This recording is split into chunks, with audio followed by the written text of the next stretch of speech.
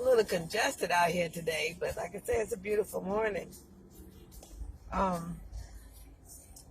Last night in Bible study, we got to talk about distractions. Distractions are ordained spirits that come to sabotage your goal or your end result. Everybody's emergency is not your emergency. We got to have a discerning spirit to understand who truly wants our help, needs our help, if it's an emergency or if it's not, if it's a problem or it's just somebody done exaggerated something. Like I say, distractions come to set you off course. Like I said yesterday, don't be tossed by every wind. You got to know what you're talking about. You got to study your craft. Like they say, you got to know the Bible for yourself, because a lot of people will come with their own personal interpretation of it. And if you don't know what the word says for yourself, you'll believe. It may sound good, it may feel good, and just throw you off. Like one thing that's normally said is spare the rod, spoil the child. I understand that comes off of scripture in Proverbs, but that is not Bible. It's not biblical. You got to pay attention to what you know, first of all. Because if you don't know it, you don't know that somebody can said something wrong. Another form of distractions is manipulation. You don't know it's manipulation until you understand that person, or pay attention to what you're doing at the time or what you're trying to accomplish. And the certain type of people that are coming into your life, or the certain type of people that always have issues in their life during the time that you're trying to work on this one particular thing. It's called a crabs in a bucket mentality. There are people that are strategically ordained, whether by God or by the enemy, to be placed in your path so that you don't obtain that goal. If it's not in the will of God, there will be adversity. If it's in the will of God, it will be liberty. So, like I said, there are people that are placed in your life to manipulate you, and there are people that are placed in your life to help you along your way. You got to be able to have a discerning spirit, whether that person is edifying you, building you up, tearing you down, leeching off of you, sucking the life out of you, or whatever. We can't say that these people, gotta, just stay out of our life, because if everything was running perfectly smooth and flowing, we wouldn't know what was perfect or what was smooth.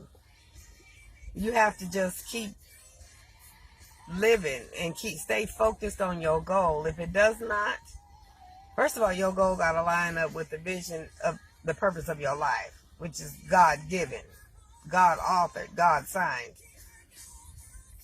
And if it lines up with that, then you need to take out any and everything out of your life that don't line up with what God has purposed for your life, because anything that you do that was not purposed by God, you're not going to hear, well done, that good and faithful servant.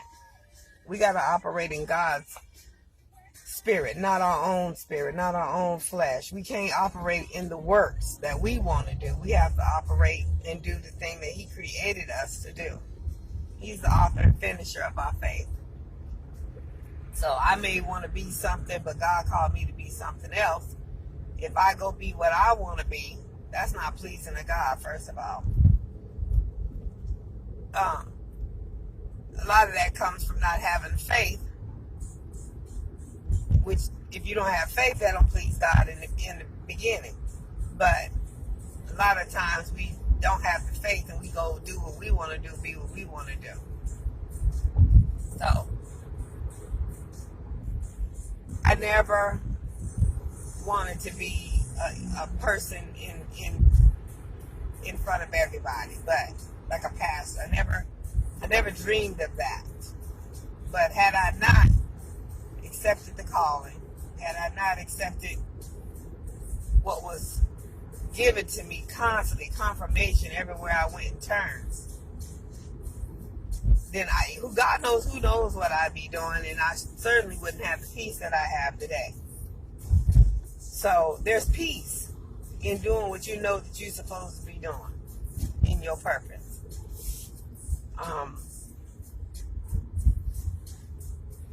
Even though it's a little congested, it's still running better than the other places. That's why I know that this flow is for me. You got to know where your flow is. You got to study your craft.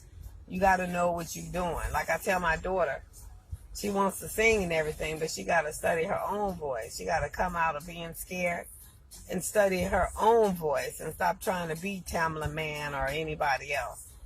She got to put her own flavor, her own spin on whatever song she's singing or whatever. When we find our own place, when we find our own flow in life, that's what we find peace, liberty. The distractions, like I say, they're going to come. They normally come from jealous people that, trying to tear you down. Everybody that's close to you is not your friend. Judas sat right next to Jesus at the dinner table. We need to think about that. If Judas could sit that close to Jesus, and Jesus allowed it, knowing who he was, knowing what he was created to do, what more or how do we think we're setting in life? Everybody, I don't care, family, friend, foe, everybody is not in your corner. So you can't tell everybody your vision. You can tell some, but you can't tell every part of your vision. Anyway, like I say, the distractions come to set you off course. Life is like playing, I think about the bumper cars, at the carnival. When you get in this bumper car, you're going along and you can't really get nowhere because their objective is to bump you off course. And you're racing for the same goal, but they trying to bump you so that you can get off course and they can win or they can get ahead. And some of them ain't even in the position to get ahead, but as long as they bump you, you won't win. So, like I said, there are some people that ain't even trying to win, they ain't got no goals for their own life. But as long their main goal is to keep you down. As long as they can keep you down, they satisfied. It's sad that there are people like that, but that's what misery and bitterness and everything happens. That's what it does. So, pay attention to the distractions in your life. An emergency for somebody may not be your emergency. Stop running to the help or to the call of everybody, especially the ones that ain't paying attention to what you're saying in the first place. If you give them a set of instructions to do to help them get out of their situation and they don't do it, they just wasting your time. Time is valuable. It's something we can't get back. Only God can give it back. So don't waste your time on people that just are strategically set in your life to waste time. Pick discern the spirit. Discern, are they really for you? When you spending time with them, helping them on a project, is it really benefiting them, edifying you? Is it moving somewhere? If it's not moving, then maybe you need to cut that off and do what you're supposed to be doing so you can get where you need to be. Distractions. I can talk about distractions all day long. TV shows. I like Empire. I be sitting in there every week. My life was surrounded around Wednesday nights and everything. I can't do that. So, in order to enjoy Empire, I have to put it on Hulu. So I can watch it when I have the time. I get in the middle of Empire and somebody call with a serious, real crisis. We got to pray, we got to do whatever. I can't just tell them, wait till Empire get off. So, distractions, some of the hobbies, some of the things we do, distractions, some of the things we get in that's distracting, that tear down our body, like, smoking cigarettes. It don't feel like it's doing nothing now, but later on, as you continue to smoke, it builds like emphysema in the lungs and all that kind of stuff. It's weighing you down from whatever purpose that God has called you to do. You ain't going to have the strength or the energy to do it. So, be healthy. Eat healthy. The toxins that's put in your body is put in there for a reason. It's put in there to make your flesh set down, make your flesh not want to do what you were designed or created to do. You wake up sluggish and everything. It's time to detox. It's time to get some of that out of your body. You got to detox in the spirit too. If you hanging around a lot of negative, gossiping, evil people that's always speaking evil or speaking a negative tone and it's pushing your spirit down, you need to get to a quiet place. Get to a place where you can experience God. Where you're in a place where you can't hear heaven if heaven spoke. You need to get, steal away. As my seminary teacher used to always say, steal away. You steal away with God. Get yourself a moment. Most of my time, I'm going to be transparent, most of my time is spent in this car by myself. Because I be around people that's hollering and screaming and yelling all the time. Attitudes warring in the spirit at one another. You can't just sit around that all the time and keep a positive attitude. That is designed to tear you down in the spirit. Whatever you sit around, you become more of. So I like to be around positive people, or I be around by myself in this car. Whether I'm sitting at a parking garage or sitting in a parking lot eating me a burger, just having peace and quiet time to myself. Or I'm sitting somewhere that's, positive. Something that's feeding my spirit. So, there's a lot of ways that, you can get distractions. Pay attention to whatever's going on in your life. That thing that just keeps hitting at you. There's some things we enjoy that's a distraction. Sometimes we do things to our own self that distract our own self from the purpose or the goal that we had in mind.